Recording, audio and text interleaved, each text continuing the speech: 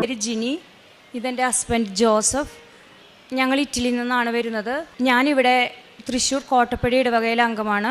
ഇവിടെ വന്ന് അമ്മയുടെ തിരുമുമ്പിൽ നിൽക്കാൻ, എൻ്റെ ജീവിത പങ്കാളിയുടെ കൂടെ നിൽക്കാൻ എനിക്ക് അനുഗ്രഹം തന്ന പരിശുദ്ധ അമ്മയ്ക്കും ഈശോ തമ്പുരാനും ഞാൻ ആദ്യമായി 1000 നന്ദി പറയുന്നു. എൻ്റെ ജീവിത പങ്കാളിക്ക് നൽകിയ സൗഖ്യത്തെ സാക്ഷ്യപ്പെടുത്താനാണ്. കൃപാസനത്തെക്കുറിച്ച് അറിയുന്നത് 2019 എൻ്റെ സഹോദരി ഇവിടെ സ്ഥിരമായി വന്ന് ഉടമ്പടി എടുക്കുന്ന വ്യക്തിയാണ്. അവളെന്നോട് പലപ്പോഴും ഉടമ്പടിയെക്കുറിച്ച് പറഞ്ഞിട്ടുണ്ടെങ്കിൽ ഞാനത് ഗൗനിയമായി കണക്കാക്കിയിട്ടുണ്ടായിരുന്നില്ല. അങ്ങനെ ഇരിക്കെ 2021 എൻ്റെ മകള് നഴ്സിങ്ങിന് 3rd ഇയറിന് പഠിക്കുകയായിരുന്നു. അവിടെ ഇറ്റലിയിലാണ്. അപ്പോൾ അവളെ തീസിസിൻ്റെ പ്രിപ്പറേഷൻ്റെ ഭാഗമായിട്ട് അവൾക്ക് കുറച്ച് പ്രശ്നങ്ങളുണ്ടായി. പ്രൊഫസർ അവളുടെ തീസിസിന് അപ്രൂവൽ കൊടുക്കുന്നില്ല, അവൾക്ക് അതിന് വേണ്ട കാര്യങ്ങളൊന്നും ചെയ്തു കൊടുക്കുന്നില്ല, ഗൈഡൻസ് കൊടുക്കുന്നില്ല. അങ്ങനൊരു വിഷയം വന്നപ്പോൾ എനിക്ക് തോന്നി ഇത് അവളെ ഒരു ഇയർ ബാക്കാവും. പിന്നെ ഫീസ് അടയ്ക്കണം. ഞങ്ങൾ പ്രൈവറ്റായിട്ടാണ് അവളെ പഠിപ്പിക്കുന്നത്. അപ്പോൾ ഒത്തിരി പ്രശ്നങ്ങളുണ്ടായിരുന്നു. എൻ്റെ ഹസ്ബൻഡ് എപ്പോഴും ഒരു ഡയബറ്റിക്കൊക്കെ ആയിട്ട് അത്ര രോഗിയൊക്കെ ആയിരുന്നു. അപ്പം എൻ്റെ ഒരു ഇതിലാണ് എല്ലാ കാര്യങ്ങളും നടന്നുകൊണ്ടിരുന്നത്. അപ്പോൾ അങ്ങനത്തെ ഒരു അവസരത്തിൽ ഞങ്ങൾക്ക് അതൊരു വലിയൊരു വിഷമമായിരുന്നു. അപ്പം എൻ്റെ മനസ്സിലിരുന്ന് ആരോ പറഞ്ഞു, നീ ഉടമ്പടി എടുക്കുക, നിന്നോട് എത്ര നാളായി പറയുന്നു, ഇനിയും വൈകിക്കണ്ട, നീ ഉടമ്പടി എടുക്കുക. അങ്ങനെയാണ് ഞാൻ ഉടമ്പടി എടുക്കുന്നത്. ഓൺലൈനിൽ ഞാൻ ഉടമ്പടി എടുത്തു. ഈ വിഷയം വെച്ച് ഞാൻ പ്രാർത്ഥിച്ചു. അങ്ങനെ ഉടമ്പടിയിൽ ഞാൻ പ്രാർത്ഥിച്ചുകൊണ്ടിരിക്കുമ്പോൾ മോളുടെ കാര്യങ്ങൾ ആ പ്രൊഫസർ വലിയ കാര്യമായിട്ടൊന്നും സഹായിച്ചില്ല. അവൾക്ക് അറിയുന്നത് പോലെ അവൾ ഫ്രണ്ട്സിൻ്റെ കൂടെ അവളത് ചെയ്തു. അതിൻ്റെ ഒരു 22 ഫെബ്രുവരി ആയിരുന്നു അതിൻ്റെ ലാസ്റ്റ് ഡേറ്റ്. 12 മണിക്ക് അത് ഡേറ്റ് തീരും. അതിനുള്ളിൽ യൂണിവേഴ്സിറ്റിയുടെ സൈറ്റിൽ അത് അപ്രൂവൽ ചെയ്യണമായിരുന്നു. അപ്പോൾ ഇവളുടെ കൂടെ 3 പേരുണ്ടായിരുന്നു. 3 പേർക്ക് അപ്രൂവൽ വന്നിട്ടില്ല, ബാക്കി എല്ലാവർക്കും അപ്രൂവൽ ആയിട്ടുണ്ട്. അപ്പോൾ വിചാരിച്ചു ഈ പ്രൊഫസർ ചെയ്യുമായിരിക്കാമെന്ന്. പക്ഷേ മറ്റ് 2 പേരുടെ അപ്രൂവലായിന്ന് അന്ന് രാത്രി 12 മണിക്ക് അവർക്ക് മെയിൽ വന്നു എന്ന് ഇവർ മെസ്സേജ് ചെയ്തു. അത് രാത്രി 12 മണിക്കാണെന്ന് ആലോചിക്കണം. ഒരിക്കൽ പോലും മെയിൽ നോക്കാത്ത ആ മേഡം ആ രാത്രി 12 മണിക്ക് ലാസ്റ്റ് ആ എക്സ്പയർ ചെയ്യുന്ന ടൈമിലാണ് കൊടുത്തിരുന്നത്. അങ്ങനെ എൻ്റെ മോൾക്ക് ഒത്തിരി വിഷമമായി, അവൾക്ക് പറ്റിയില്ല. അപ്പോൾ അവൾ എന്നോട് പറഞ്ഞു. അപ്പോൾ ഞാൻ അവളടുത്തല്ല താമസിക്കുന്നത്. അപ്പോൾ എനിക്ക് അവളെ എങ്ങനെ ആശ്വസിപ്പിക്കണമെന്ന് പോലും എനിക്കറിയില്ലായിരുന്നു. ഞാൻ ഒത്തിരി വിഷമിച്ച് മാതാവിനോട് പ്രാർത്ഥിച്ചു, മാതാവേ എന്താണ് നീ ചെയ്തതെന്ന് ഇങ്ങനെ ആലോചിച്ച് വിഷമിച്ച് കഴിഞ്ഞപ്പോൾ എൻ്റെ ഉള്ളിലിരുന്ന് പറയുക, നീ വീണ്ടും നിന്നെ മോളെ വിളിക്കുക, അവളോട് പറയുക, പ്രൊഫസറിന് വീണ്ടും ഒരു മെയിൽ അയക്കുക, എന്നിട്ട് എനിക്ക് എന്താ നമ്മൾ മെയിൽ എഴുതണ്ടേന്നൊക്കെ എനിക്കിങ്ങനെ പറഞ്ഞു തരാണ്. അപ്പോൾ ഞാൻ മോളെ വേഗം വിളിച്ചു. അപ്പോൾ അവൾ പറഞ്ഞു, വേണ്ട മമ്മി, ആ മേഡം മെയിൽ പോലും നോക്കില്ല, മമ്മിക്ക് അറിയാമല്ലോ എന്തിനാ. ഞാൻ പറഞ്ഞു, നമ്മൾ ചെയ്യേണ്ടത് നമ്മൾ ചെയ്യുക. അങ്ങനെ പറഞ്ഞ് ഞങ്ങൾ മെയിൽ അയച്ചോ. മേഡം 10-15 മിനിറ്റിനുള്ളിൽ ആ മെയിൽ കാണുന്നു. അപ്പം തന്നെ എനിക്ക് മനസ്സിലായില്ല എന്തോ മാതാവിൻ്റെ എന്തോ ഒരു ഇടപെടലുണ്ടെന്ന്. അങ്ങനെ അവൾക്ക് 4 ദിവസത്തേക്ക് ഡേറ്റ് കിട്ടി. ഈ 4 ദിവസത്തിന് എനിക്ക് ചെയ്യാൻ പറ്റിയെങ്കിൽ ചെയ്യാൻ പറ്റും. അപ്പോൾ അവളൊരു ഫ്രണ്ടൊക്കെ കൂടി സഹായിച്ച് വീണ്ടും ഇവർ ചെയ്തു, അവർക്ക് പറ്റുന്നത് പോലെ ഇത് ചെയ്തു. അങ്ങനെ ഈ മേഡത്തിന് അത്ര തൃപ്തികരമായിരുന്നില്ല. എന്നാലും ആദ്യത്തേക്കാളും ബെറ്ററാണ്, ഓക്കെ നിന്നെ ഞാൻ തീസിസ് അപ്രൂവലാക്കാമെന്ന് പറഞ്ഞു. അങ്ങനെ അവളത് അപ്രൂവലാക്കി. അപ്പോൾ ഈ സമയത്ത് ഈ 2ാമത്തെ പ്രാവശ്യം നമ്മൾ അപ്ലൈ ചെയ്ത് അപേക്ഷിക്കുമ്പോൾ എൻ്റെ കയ്യിൽ എൻ്റെ സഹോദരി വഴിയായിട്ട് ഉടമ്പടി ഉപ്പും കാശ് രൂപമൊക്കെ ഉണ്ടായിരുന്നു. അപ്പോൾ അതെല്ലാം ഞങ്ങൾ ഈ കമ്പ്യൂട്ടറിലെല്ലാം ചെയ്യുമ്പോൾ അവിടെ ഉപ്പൊക്കെ തേച്ച് പ്രാർത്ഥിച്ച്, ഇവിടെ വീട്ടിൽ ഞാൻ അതേ സമയം മാതാവിൻ്റെ മുന്നിലും എഴുതിരി കത്തിച്ച് പ്രത്യക്ഷീകരണ പ്രാർത്ഥിച്ച് ഞങ്ങൾ രണ്ടാളും ഒരുമിച്ച് പ്രാർത്ഥിച്ചിട്ടാണ് ഇതൊക്കെ അയക്കുന്നത്. അപ്പോൾ എനിക്ക് ഉറപ്പായിരുന്നു എൻ്റെ മാതാവ് അത് സാധിച്ചിരുന്നു. അങ്ങനെ അത് അപ്രൂവലായി. അവൾക്ക് ഗ്രാജുവേഷൻ ചെയ്തു. അപ്പോൾ ഞാൻ ആ സമയത്ത് ഞാൻ പ്രത്യേകം പറഞ്ഞിരുന്നു, മാതാവേ ഞാൻ നാട്ടിൽ വേഗം തന്നെ വന്ന് ഉടമ്പടി എടുക്കുന്നതാണ്, ഇത് ഞാൻ സാക്ഷ്യപ്പെടുത്തുന്നതാണ്. പക്ഷേ ഞാനന്ന് ഉടമ്പടി എടുക്കാൻ വന്നിട്ട് ഒത്തിരി വൈകിപ്പോയി. അത് കാരണം എനിക്കന്ന് സാക്ഷ്യപ്പെടുത്താൻ പറ്റിയില്ല. ഞങ്ങൾ തിരിച്ചുപോയി. അങ്ങനെ ഞാൻ 19 ജനുവരി 2024 ഇവിടെ വന്ന് ഉടമ്പടി എടുത്തത്. തിരിച്ചു പോയി മാർച്ചിൽ എൻ്റെ ഹസ്ബൻഡിന് സ്ട്രോക്ക് വന്നു. എൻ്റെ 2 മക്കളും വന്നിട്ടില്ല. ഞങ്ങൾ 2 പേരും ഈ സാക്ഷ്യപ്പെടുത്താൻ വേണ്ടി മാത്രമായിട്ട് 15 ദിവസം ലീവിനാണ് ഇവിടെ വന്നിരിക്കുന്നത്. അപ്പോൾ എൻ്റെ ഹസ്ബൻഡ് സ്ട്രോക്ക് വന്ന് അവിടെ ഹോസ്പിറ്റലിൽ അഡ്മിറ്റായി. അങ്ങനെ അഡ്മിറ്റായി അദ്ദേഹം പെട്ടെന്ന് ഇവിടുന്ന് പോകുമ്പോൾ സംസാരിച്ച് പോയ ആളാണ്. പെട്ടെന്ന് കോമയിൽ പോയി. അദ്ദേഹം ഡയബറ്റിക് പേഷ്യൻ്റ്, അങ്ങനെ കുറച്ച് പ്രശ്നങ്ങളൊക്കെ ഉണ്ടായിരുന്നു. എല്ലാത്തിൻ്റെ ഭാഗമായിട്ട് അദ്ദേഹം കോമയിൽ പോയി. ഡോക്ടേഴ്സ് പറഞ്ഞു സീരിയസ് കണ്ടീഷനാണ്, കിഡ്നി ഫങ്ഷനല്ല, ഹാർട്ടിന് പ്രശ്നമുണ്ട്, എല്ലായിടത്തും വിഷയങ്ങളുണ്ട്. അപ്പോൾ എന്നോട് അറിയിക്കണവരൊക്കെ അറിയിച്ചു, എന്താണെങ്കിൽ ചെയ്തോളാനൊക്കെ പറഞ്ഞു. അപ്പോൾ എന്നോട് പറഞ്ഞു രോഗിലേപനം കൊടുക്കാമെന്ന് പറഞ്ഞു. അങ്ങനെ ഞാൻ എൻ്റെ ഹസ്ബൻഡിന് രോഗിലേപനം കൊടുത്തു. അദ്ദേഹം കോമയിലായിരുന്നു. അന്ന് വൈകുന്നേരം ആയപ്പോൾ അദ്ദേഹത്തിന് ഭയങ്കര ശ്വാസം മുട്ട് തുടങ്ങി. അങ്ങനെ ന്യൂമോണിയ എന്ന് പറഞ്ഞ് വെൻറ്റിലേറ്ററിലാക്കി. അങ്ങനെ അദ്ദേഹത്തിന് അവിടെ കിടക്കുമ്പോൾ ഞാൻ അവിടെ പോയി നമ്മുടെ മാതാവും നമ്മുടെ കൃപാസനത്തിലെ പ്രാർത്ഥനകളും അച്ഛൻ്റെ ധ്യാനം സാക്ഷ്യങ്ങളും മാത്രമായിരുന്നു കൂടെ ഉണ്ടായിരുന്നത്. അന്ന് ഞാൻ കേൾക്കുന്ന എല്ലാ സാക്ഷ്യങ്ങളും ICUവിൽ നിന്ന് ജീവൻ ഉയർത്തെഴുന്നേറ്റ് വരുന്ന മക്കളുടെ സാക്ഷ്യങ്ങളായിരുന്നു. തുറക്കുന്നത് മുഴുവൻ അതൊരു നമുക്കൊരു ഉണർവ് നൽകുന്നതായിരുന്നു, നമുക്കൊരു ജീവൻ നൽകുന്ന വചനങ്ങളായിരുന്നു അതിൽ കൂടെ ഞാൻ കേട്ടിരുന്നത്. അങ്ങനെ ഞാൻ എല്ലാ ദിവസവും ഉടമ്പടി കാശുരൂപ എൻ്റെ ഉണ്ട്. അപ്പം ഞാൻ വിചാരിക്കുന്നത് എൻ്റെ മാതാവ് എന്നെ മുന്നേ ഒരുക്കിയതാണ് എൻ്റെ മകൾ വഴിയായിട്ട്. ഇങ്ങനൊരു അവസരം നിനക്ക് വരാനിരിക്കട്ടെ മകളെ, നിൻ്റെ ജീവിത പങ്കാളിക്ക് അതിന് വേണ്ടിയിട്ട് എന്നെ ഒരുക്കായിരുന്നു എൻ്റെ മാതാവ്. അങ്ങനെ ഞാൻ കാശുരൂപവും ഉടമ്പടി തൈലവും എല്ലാം കൊണ്ട് എല്ലാം വെച്ച് ഞാൻ ദേഹത്തെ എല്ലായിടത്തും തല തുടങ്ങി ഉച്ച വരെ ഞാൻ ഇതെല്ലാം വെച്ച് വിശ്വാസപ്രമാണവും പ്രതീക്ഷിക്കുന്ന പ്രാർത്ഥനയും ചൊല്ലി എന്ന് ഞാൻ പ്രാർത്ഥിക്കുകയായിരുന്നു. രാത്രിയിലൊന്നും ഉറക്കമില്ലാതിരുന്ന് ഞാൻ പ്രാർത്ഥിക്കുകയായിരുന്നു. അങ്ങനെ എന്നോട് എൻ്റെ മനസ്സിൽ പറഞ്ഞു, നമുക്ക് നോക്കാം, വലിയ പ്രതീക്ഷയൊന്നും വെക്കണ്ട, കണ്ടീഷൻ അത്രയും മോശമാണ്, ഓരോ ദിവസം ചെല്ലുമ്പോഴും മോശമായിട്ട് വരാമെന്നൊക്കെ ഡോക്ടേഴ്സ് പറഞ്ഞു. അപ്പോൾ എന്നെ അറിയുന്നൊരു ഞാൻ പ്രാർത്ഥിക്കുന്ന ഒരു വ്യക്തിയോട് പറഞ്ഞു, ഇദ്ദേഹം കുമ്പസാരിച്ചിട്ട് എത്ര വർഷമായി, ഈ ആത്മാവ് നഷ്ടപ്പെടുകയാണെങ്കിൽ നരകത്തിൽ പോവില്ലേ? അപ്പം ഞാനും ആലോചിച്ചപ്പോൾ കുറേ നാളായി. അപ്പോൾ എൻ്റെ ഹസ്ബൻഡ് ഇത്തിരി ഇങ്ങനെ അസുഖത്തിൻ്റെ പ്രശ്നമൊക്കെയുള്ള കാരണം അധികം പുറത്തൊന്നും പോകാത്ത വ്യക്തിയാണ്. അപ്പോൾ എനിക്ക് അദ്ദേഹത്തിന് അറിയാം. അദ്ദേഹം എനിക്കറിയുന്ന രീതിയിൽ ഞാൻ ഒരു അച്ഛൻ്റെ അടുത്ത് പോയി ചോദിച്ചു, അച്ഛ ഒരു കുമ്പസാരം ചെയ്യാൻ പറ്റും എൻ്റെ ജീവിത പങ്കാളിക്ക് വേണ്ടിയിട്ട്. അപ്പോൾ ആ അച്ഛനാണ് രോഗിലാപനം കൊടുത്തത്.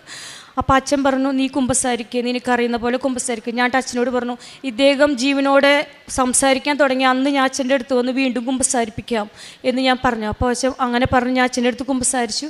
എൻ്റെ ജീവിത പങ്കാളിക്ക് വേണ്ടിയിട്ട് ഞാൻ കുർബാന സ്വീകരിച്ചു.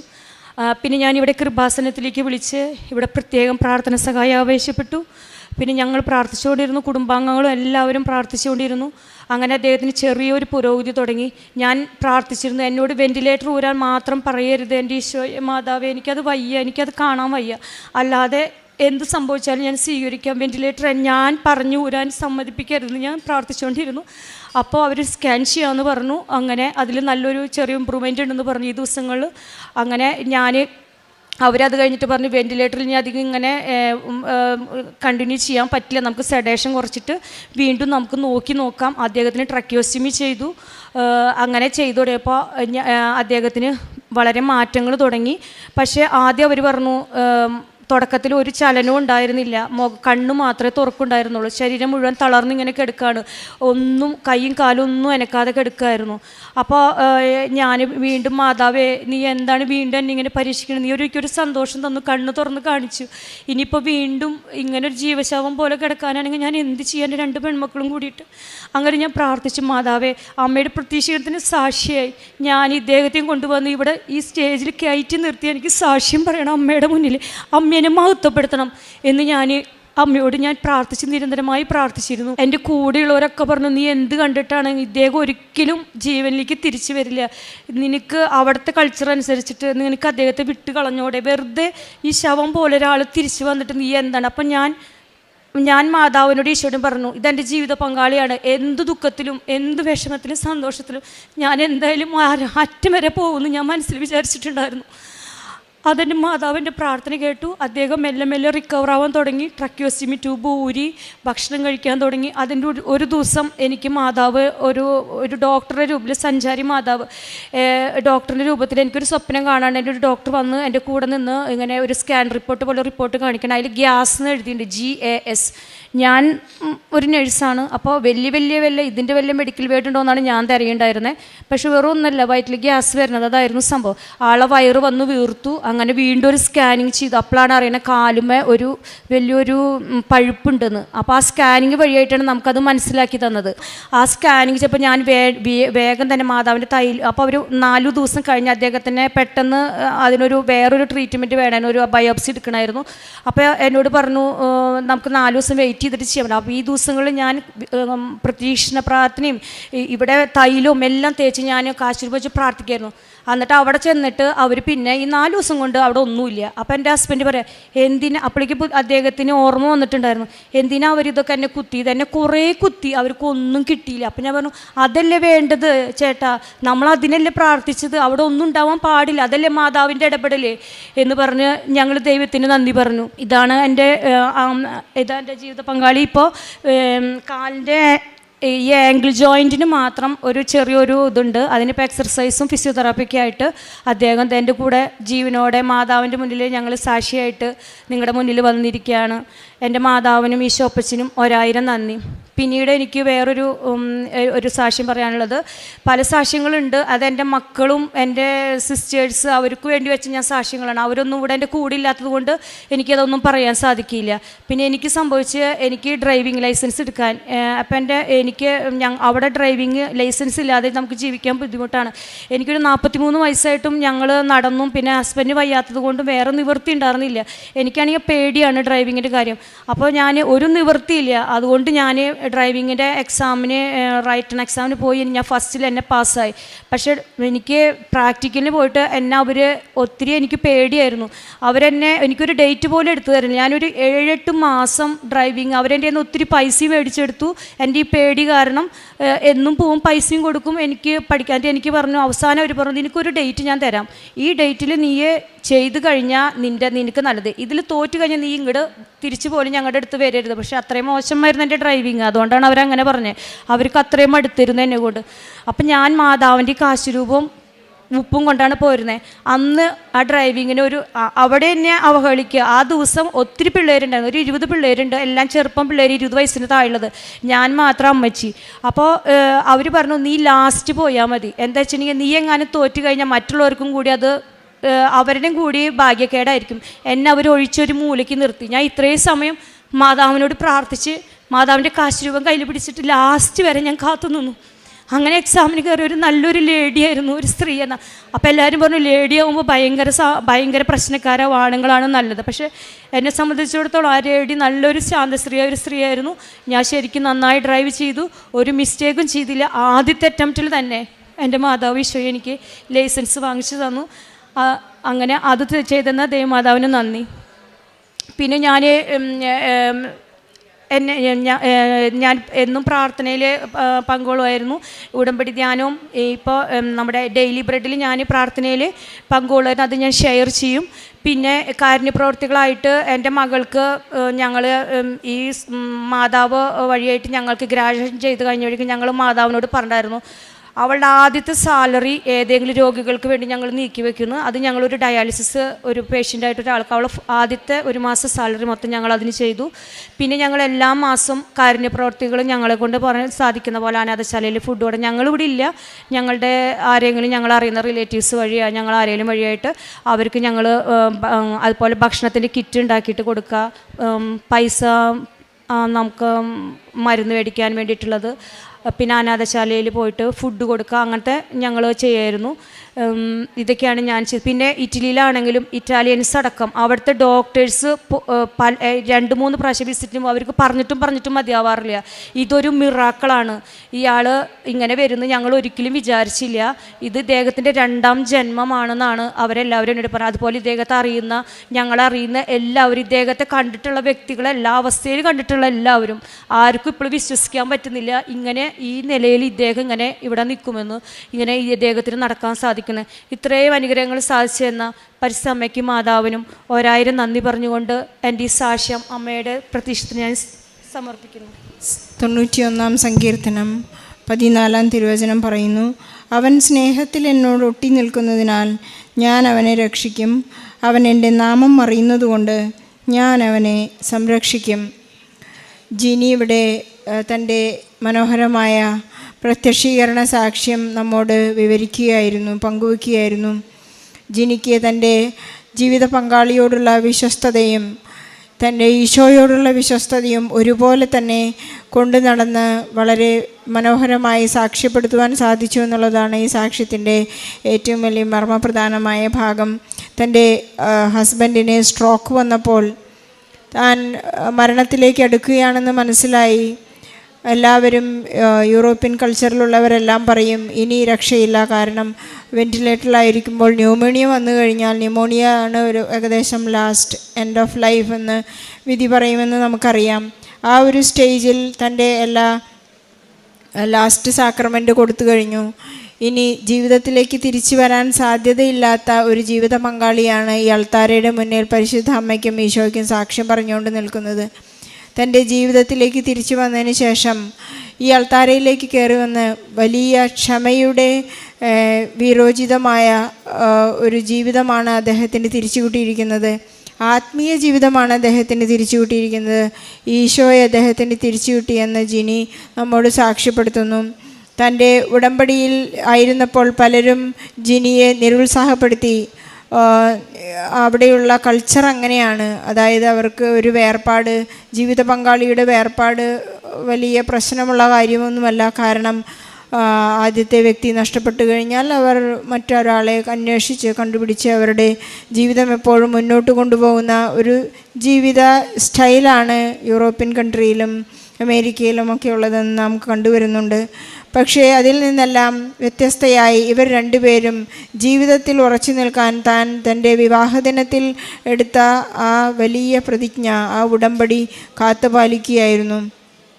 തൻ്റെ ജീവിത പങ്കാളിക്ക് വേണ്ടി ഇവിടെ വന്ന് ഉടമ്പടിയെടുത്ത് പ്രാർത്ഥിച്ചപ്പോൾ ഒരു ജീവിതത്തെ തിരിച്ചു കൊടുത്ത ഒരു വലിയ ജീവിത സാക്ഷ്യം നമ്മുടെ മുൻപിൽ പറയുകയുണ്ടായി. നമുക്ക് ഈശോയ്ക്കും പരിശുദ്ധ അമ്മയ്ക്കും നന്ദി പറയാം. ഒരു വേദനയിലൂടെ കടന്നുപോയപ്പോൾ അവർക്ക് ലഭ്യമായത് വലിയ ഒരു ആത്മീയ സമ്പത്താണെന്ന് നമ്മോട് സാക്ഷ്യപ്പെടുത്തുകയാണ്. തൻ്റെ ജീവിത പങ്കാളി എല്ലാവരോടും ക്ഷമിക്കുകയും സ്നേഹിക്കുകയും കുമ്പസാരിക്കുകയും എല്ലാ കൂദാശകളും സ്വീകരിക്കാൻ അദ്ദേഹത്തിന് സാധിച്ചു എന്ന വലിയ ജീവിതാനുഭവം തങ്ങൾക്കുണ്ടായി എന്ന് സാക്ഷ്യപ്പെടുത്തുന്നു. അതോടുകൂടി വലിയ വലിയ ജീവിതത്തിലെ മാറ്റങ്ങൾ തൻ്റെ കുടുംബക്കാരോടും അതുപോലെ തന്നെ തൻ്റെ അയൽക്കാരോടും താനുമായി ബന്ധപ്പെട്ട എല്ലാവരോടും ഈശോയെ കൊടുക്കുവാൻ അവർക്ക് സാധിക്കുന്നു. വലിയ വലിയ പ്രതിജ്ഞകളാണ്. കാരണം എനിക്ക് ഈശോയെ ലഭിച്ചു, ഈശോ എനിക്ക് നൽകിയ വലിയ അനുഗ്രഹങ്ങൾക്ക് ഞാൻ പ്രതിനന്ദിയായി ഞാനൊരു വലിയ എമൗണ്ട് ഓഫ് മണി ഞാൻ മറ്റുള്ളവർക്ക് കൊടുക്കാൻ, എൻ്റെ മകളുടെ സാലറിയിൽ നിന്ന് കൊടുക്കാൻ ഞാൻ തീരുമാനിച്ചു കഴിഞ്ഞിരിക്കുന്നു എന്നൊക്കെയുള്ള വലിയ പ്രതിജ്ഞകളാണ് ഈ അൾത്താരയിൽ അവർ ചെയ്യുന്നത്. അവർക്കത് പാലിക്കാനുള്ള കൃപയുണ്ടാകട്ടെ. എപ്പോഴും ഉടമ്പടിയിലായിരിക്കുവാൻ പരിശുദ്ധ അമ്മയെ ചേർത്ത് പിടിക്കാനുള്ള കൃപ അവർക്ക് നൽകട്ടെ എന്ന് നമുക്ക് പ്രാർത്ഥിക്കാം. ഉടമ്പടിയിലായിരിക്കുന്നവരെ ആരും തന്നെ പരിശുദ്ധ അമ്മ കൈവിട്ടതായ കേസുകൾ ഒരിക്കലും സാക്ഷ്യത്തിൽ വന്നിട്ടില്ല. അവരെപ്പോഴും പരിശുദ്ധ അമ്മയെ കൂട്ടുപിടിക്കുമ്പോൾ പരിശുദ്ധ അമ്മയെ നമ്മെ കൊണ്ടു നടക്കുന്ന, കൂടെ സഞ്ചരിക്കുന്ന ഒരു ജീവിത സാക്ഷ്യമാണ് നാം എപ്പോഴും കേട്ടുകൊണ്ടിരിക്കുന്നത്. നമുക്ക് നമ്മുടെ ആത്മീയ ജീവിതത്തിൽ യാതൊരു മെറിറ്റുമില്ലെങ്കിൽ ജീവിതത്തിൻ്റെ ആ ഒരു ഉടമ്പടിയിലേക്ക് കടന്നു വരുമ്പോൾ എപ്പോഴും ആ ഉടമ്പടി കാത്തുപാലിക്കാൻ ദൈവം നമ്മെ സഹായിക്കുന്നു. പരിശുദ്ധ അമ്മ നമ്മെ സഹായിച്ചു കൊണ്ടിരിക്കുന്നു. ദൈവം തൻ്റെ വാഗ്ദാനങ്ങൾ വിശ്വസ്തനാണെന്ന് നമ്മെ ഓർമ്മിപ്പിച്ചുകൊണ്ടിരിക്കുകയും ചെയ്യുന്നു. നാം ഉടമ്പടിയിലായിരിക്കുമ്പോൾ നമ്മുടെ ജീവിതക്രമങ്ങൾക്കെല്ലാം വ്യത്യാസം വരുന്നു. നമ്മുടെ പ്രാർത്ഥനാ ജീവിതം, ആധ്യാത്മിക ജീവിതം, നമ്മുടെ ജീവിത രീതികൾ, മറ്റുള്ളവരോടുള്ള നമ്മുടെ പെരുമാറ്റ രീതികളെല്ലാം വളരെ വ്യത്യസ്തമാകുന്നു എന്നാണ് ഈ ജീവിത ശൈലിയുടെ പ്രത്യേകത. പരിശുദ്ധ അമ്മയോട് നമുക്ക് ചേർന്ന് നിൽക്കാം. പരിശുദ്ധ അമ്മ എപ്പോഴും കാനായിലെ വിവാഹ വിരുന്നിൽ മധ്യസ്ഥം വഹിച്ചതുപോലെ കുരിശിനടിയിൽ നിന്ന് ഇന്നും നമുക്ക് വേണ്ടി മധ്യസ്ഥം വഹിക്കുകയാണ്. പരിശുദ്ധ അമ്മയാണ് ഈശോ കുരിശിൽ അവസാനമായി നമുക്ക് നൽകിയത്. യോഹന്നാനോട് പറഞ്ഞു, ഇതാ നിൻ്റെ അമ്മ. യോഹന്നാനോട് പറഞ്ഞു, ഇതാ നിൻ്റെ അമ്മ. അമ്മയോട് പറഞ്ഞു, ഇതാ നിൻ്റെ മകൻ. നമ്മളെല്ലാം പരിശുദ്ധ അമ്മയുടെ മക്കളായി തീർന്നിട്ടുള്ള ഒരു വലിയ ജീവിതാനുഭവമാണ് നമുക്ക് കുരിശിനടിയിൽ ലഭിക്കുന്നത്. അമ്മ അത് നിറവേറ്റുന്നു. അവർക്ക് വീഞ്ഞില്ല എന്നെപ്പോഴും അമ്മ പ്രതിപാദിച്ചു കൊണ്ടിരിക്കുന്നു, ഏറ്റുപറഞ്ഞുകൊണ്ടിരിക്കുന്നു. നമുക്ക് ജിനിയുടെ ഈ മനോഹരമായ സാക്ഷ്യത്തിന് പരിശുദ്ധ അമ്മയ്ക്ക് ഈശോയ്ക്കും നന്ദി പറഞ്ഞുകൊണ്ട് ഒരു വലിയ കയ്യടി നൽകി